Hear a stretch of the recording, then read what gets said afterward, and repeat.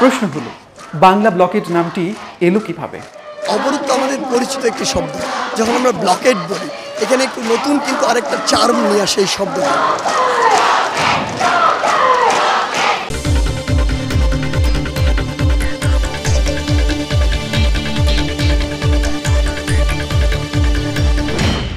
সভা সমাবেশ, বিক্ষোভ, মানববন্ধন, অনশন, হরতাল কিংবা অবরোধ, অধিকার আন্দোলন কিংবা এদেশের রাজনীতিতে বহুল ব্যবহৃত শব্দ এগুলো।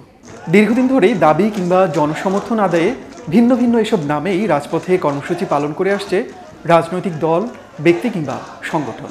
কিন্তু হঠাৎ করেই বাংলার রাজনৈতিক কোষে আন্দোলনের নতুন একটা নামের আবির্ভাব, বাংলা ব্লকেট। মূলত কোটা সংস্কারের দাবিতে আন্দোলনরত শিক্ষার্থীরা এই নামেই গত কয়েকদিন ধরে আন্দোলন করে আসছেন। প্রশ্ন হলো বাংলা ব্লকেট নামটি এলো কিভাবে? আমরা একটু ভিন্ন হতে চাচ্ছিলাম। কোন দিক থেকে? আমরা অবরোধ বলে আসছিলাম। অবরোধের ইংরেজি শব্দই কিন্তু ব্লকেট। সো আমরা বিডি ব্লকেট বলতে চাচ্ছিলাম, আবার বাংলাদেশ ব্লকেট বলতে চাচ্ছিলাম। সেই জায়গা থেকে মনে হলো আমরা বাংলা ইংরেজি একটু সমন্বয় রাখি। বাংলা জায়গা থেকে নিচ্ছি, আর ব্লকেটটা ইংরেজি ওখান থেকে নিচ্ছি, দুইটা মিলে সমন্বয় করে আমরা বাংলা ব্লকেট দিয়েছি। নামে ভিন্ন হলেও আন্দোলনের ধরন তো ঠিক আগের মতোই। সড়ক কিংবা রেলপথ অবরোধ, কখনো আধাবেলা, কখনো বা সকাল সন্ধ্যা। তাহলে বাংলা ও ইংরেজির মিশেলে এই বাংলা ব্লকেট নামের আলাদা কোনো তাৎপর্য কি আছে? অবরোধ তো আমাদের পরিচিত একটি শব্দ। যখন আমরা ব্লকেট বলি, এখানে একটু নতুন কিন্তু আরেকটা চার্ম নিয়ে আসে এই শব্দটি, এবং নতুন একটা শব্দের পরিচয় হয়। সো আমার মনে হয় যে এটা আমাদেরকে একটু ভিন্নভাবে আমাদের উৎসাহিত করবে, একটা চার্ম নিয়ে আসবে আমাদের মধ্যে, ওই জায়গা থেকে এটি নিয়ে আসা। আন্দোলনকারী শিক্ষার্থীরা বলছেন, হরতাল অবরোধের মতো কর্মসূচির প্রসঙ্গটি সামনে এলেই সহিংস আন্দোলনের নেতিবাচক একটা চিত্র সবার সামনেই ফুটে ওঠে। কিন্তু তাদের চাওয়া শান্তিপূর্ণ আন্দোলনের মাধ্যমে দাবি আদায়, যে কারণে বাংলা ব্লকেট নামের মাধ্যমে পুরো বাংলাকে তাদের দাবির প্রতি তারা একাত্ম করতে চাইছেন।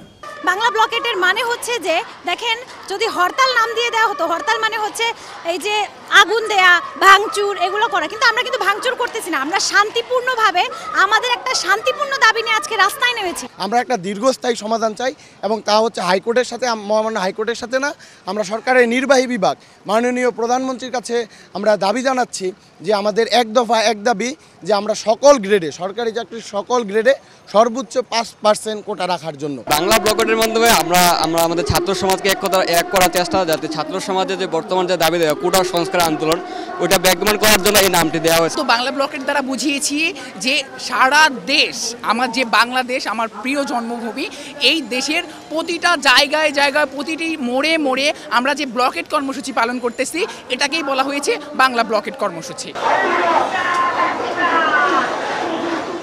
কয়েকটি রাজনৈতিক দল এরই মধ্যে কোটা সংস্কার আন্দোলনের প্রতি তাদের নৈতিক সমর্থন দিয়েছে। কিন্তু এবার এই আন্দোলন যে প্ল্যাটফর্মে হচ্ছে, সেই বৈষম্য বিরোধী ছাত্র আন্দোলনের নেতারা বলছেন তাদের এই আন্দোলনের পেছনে কোনো রাজনৈতিক শক্তি নেই। যে কোনো ব্যক্তি কিংবা সংগঠন কোনো একটি সুনির্দিষ্ট দাবির প্রতি একাত্ম হতে পারে কিংবা দাবির প্রতি সমর্থন জানাতে পারে। এই আন্দোলনের পেছনে যতটুকু আছে সেটি মূলত শিক্ষার্থীদের নিজস্ব শক্তি। আমাদের ব্যাকএন্ডে কোনো গেম নেই, আমাদের ব্যাকএন্ডে কোনো উদ্দেশ্য নেই। আমাদের ব্যাকএন্ডে যদি কোনো উদ্দেশ্য থাকতো, তাহলে প্রশাসনের সাথে আমরা সমন্বয় করতাম না, গণমাধ্যমের সাথে আমরা সমন্বয় করতাম না। আমাদের যেহেতু আন্দোলন সুস্পষ্ট, প্রকাশিত এবং দিনের আলোর মতো সত্য, সুতরাং আমরা আমাদের আত্মবিশ্বাস রয়েছে। যে কোনো একটি যৌক্তিক দাবিতে আমার মনে হয় যে কেউ সমর্থন দিতে পারে, ব্যক্তিগত পর্যায়ে হোক, দলীয় পর্যায়ে হোক। ইভেন আমি বিশ্বাস করি যে আওয়ামী লীগ এটাকে সমর্থন করে। আপনি দেখবেন আওয়ামী লীগের নীতি নির্ধারক পর্যায়ে যারা রয়েছে, তারাও বলছে যে কোটায় এতটা থাকা উচিত না, আজকের দিনে এটা সংস্কার করা উচিত। তার মানে কি আমরা কি পক্ষ বিপক্ষ ধরে নিব? কখনোই না। আমরা বিশ্বাস করি আমাদের জায়গা থেকে যে যৌক্তিক দাবিতে আমাদের সকলের সমর্থন দেওয়া উচিত, অযৌক্তিক হলে সকলের সমালোচনা করা উচিত।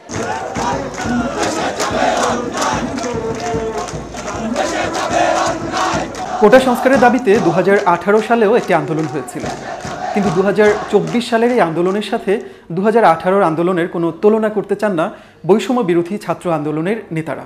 তারা বলছেন বাংলা ব্লকেট কর্মসূচির মাধ্যমে শান্তিপূর্ণভাবেও যে দাবি আদায় করা যায়, তার একটি নজির তারা গড়তে চান।